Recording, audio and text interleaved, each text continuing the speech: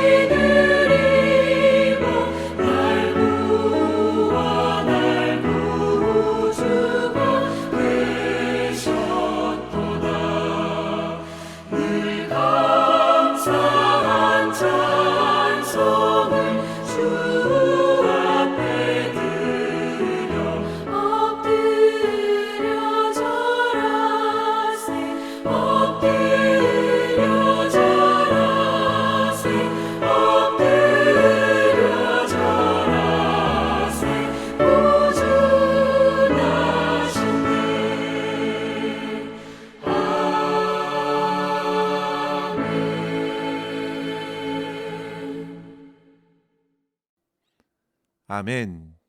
이 시간 함께 나눌 말씀은 누가복음 1장 26절에서 38절입니다.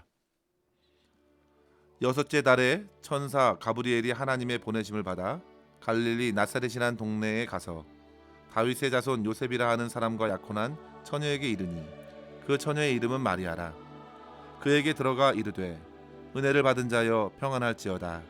주께서 너와 함께 하시도다 하니 처녀가 그 말을 듣고 놀라 이런 인사가 어찌함인가 생각하매 천사가 이르되 마리아여 무서워하지 말라.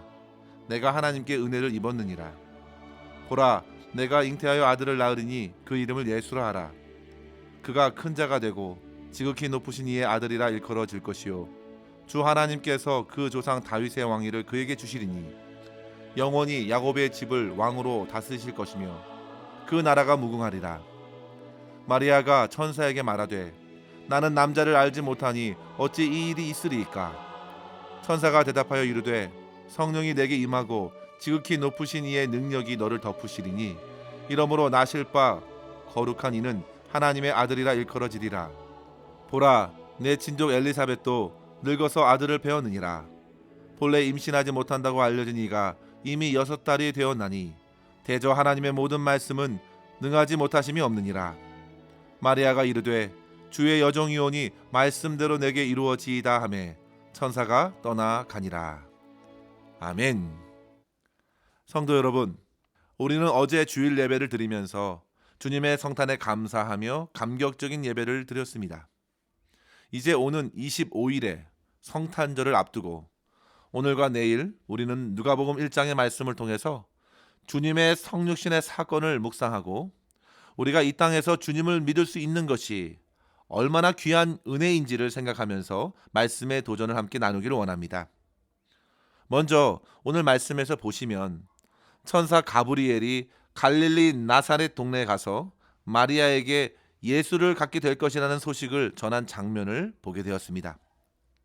성도 여러분, 당시 갈릴리 나사렛은 오늘날로 말하자면 시골 변두리 동네 정도 되는 곳입니다.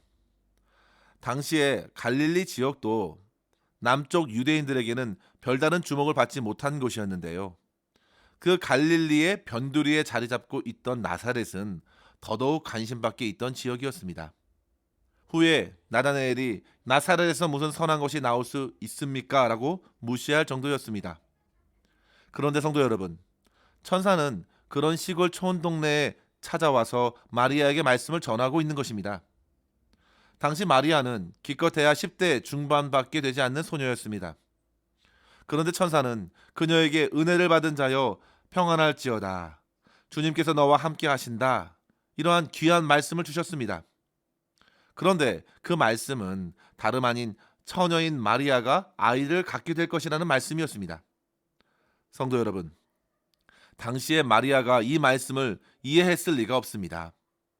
그녀는 너무나도 당황했을 것입니다. 그러나 그녀는 계속 말씀을 전하고 있는 천사의 말에 귀를 기울였습니다. 그녀가 낳게 될 아들의 이름을 예수라 하고 그에게 말을 더했습니다. 그는 후에 지극히 큰 자가 되고 다윗 왕위를 부여받을 것이며 영원한 왕으로서 나라를 다스릴 것이라 했습니다. 계속되는 말씀에도 그녀의 당황스러운 마음은 어찌할 수 없었습니다. 도대체 내가 남자를 알지 못하는데 어떻게 아이를 낳을 수 있겠습니까? 참으로 당연한 처사입니다. 그러자 천사는 성령께서 너에게 임하여 이루어 주실 것이라 하였습니다. 그리고 결국에는 예수님을 낳게 된 것이죠. 성도 여러분, 예수님의 소식을 전해들은 마리아가 겪게 된 참으로 놀라운 경험과 본문에서 그녀가 보여준 고백은 오늘 저와 여러분에게도 우리에게 허락하신 믿음이 얼마나 귀한지를 깨닫게 할 것입니다. 이 시간 본문을 통해 우리가 주님을 우리의 마음에 모실 수 있는 근거가 어디에 있는지 두 가지로 함께 생각하면서 도전을 얻었으면 좋겠습니다. 첫째로 성도 여러분, 주님을 나의 마음에 모실 수 있는 근거는 주님께서 베푸신 큰 은혜 때문임을 한시도 잊지 말아야겠습니다. 우리가 은혜라는 말을 정의할 때 그것은 자격이 없는 자에게 거저 주시는 선물입니다. 도저히 자신의 힘으로는 할 수도 없고 누릴 수도 없는 것을 얻게 된 것이 바로 은혜입니다. 본문에서 마리아를 보시면 쉽게 이해할 수 있습니다. 그녀의 형편을 한번 보십시오.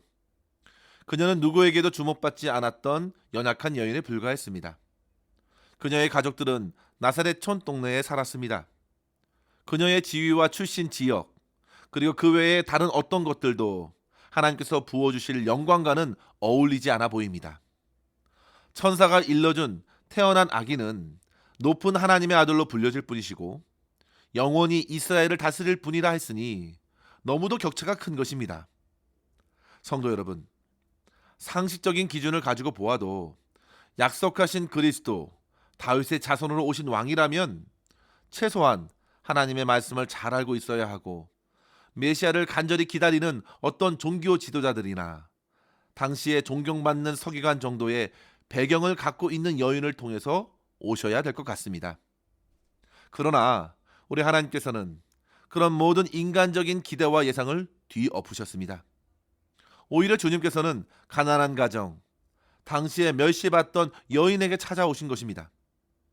그런데 성도 여러분, 그것이 주님의 의도였습니다.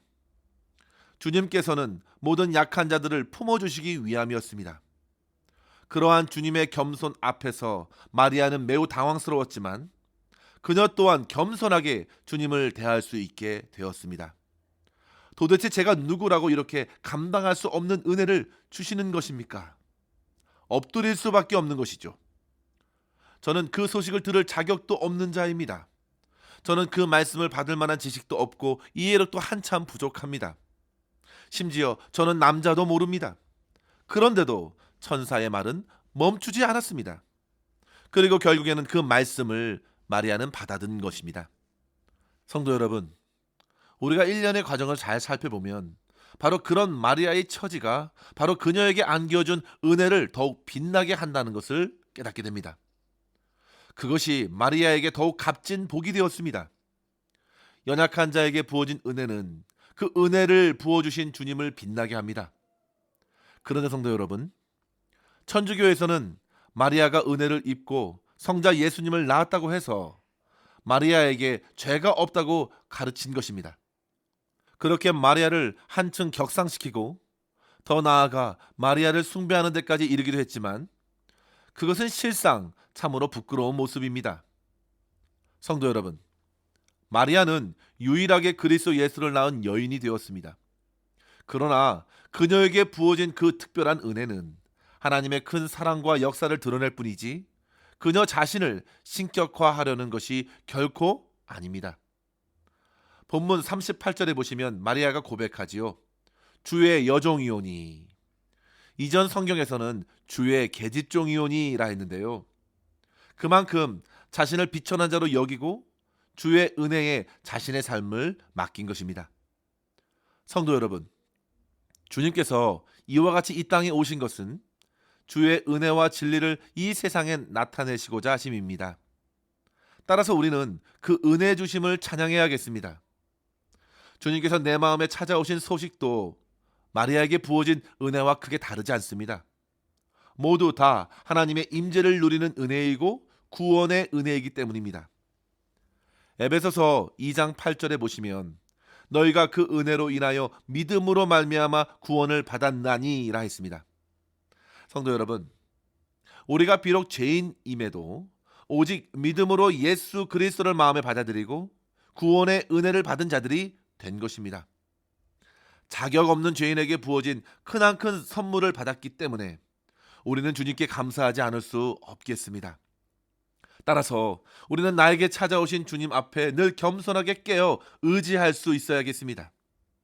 우리는 더욱 주님의 은혜를 받아 누리는 자로서 먼저 주님을 기쁘시게 하는 삶을 살아가겠노라 결단을 내릴 수 있어야겠습니다.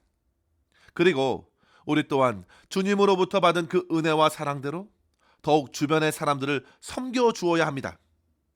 성도 여러분, 우리가 받은 은혜와 사랑을 흘려보낼 때에 비로소 우리 주님께서 부어주시는 은혜와 복의 증거가 나타나는 것입니다. 우리가 주의 복과 은혜를 받은 증거는 예배와 찬양을 통해서도 나타날 수 있지만 동시에 그것은 일상의 삶에서 주변에 가난하고 어려운 환경에 처해 있는 사람을 섬길 때 더더욱 크게 나타납니다. 따라서 사랑하는 성도 여러분, 우리에게 은혜 베푸신 우리 주님을 기억하시고 우리 또한 주님의 은혜를 흘려보내면서 어려운 주변의 이웃들을 섬기며 진심으로 복을 빌어주면서 주님을 믿게 되는 역사가 우리를 통해 나타날 수 있기를 주의 이름으로 간절히 축원합니다. 둘째로 성도 여러분, 예수님을 마음에 받아들이는 것은 사람의 의지와 능력이 아닌 오직 성령의 능력으로 가능하다는 것을 인정하고 성령과 말씀을 쫓는 삶을 살아내어야 합니다. 오늘 말씀에도 어찌 이 일이 있습니까? 라는 마리아의 질문에 35절에 천사가 대답하지요.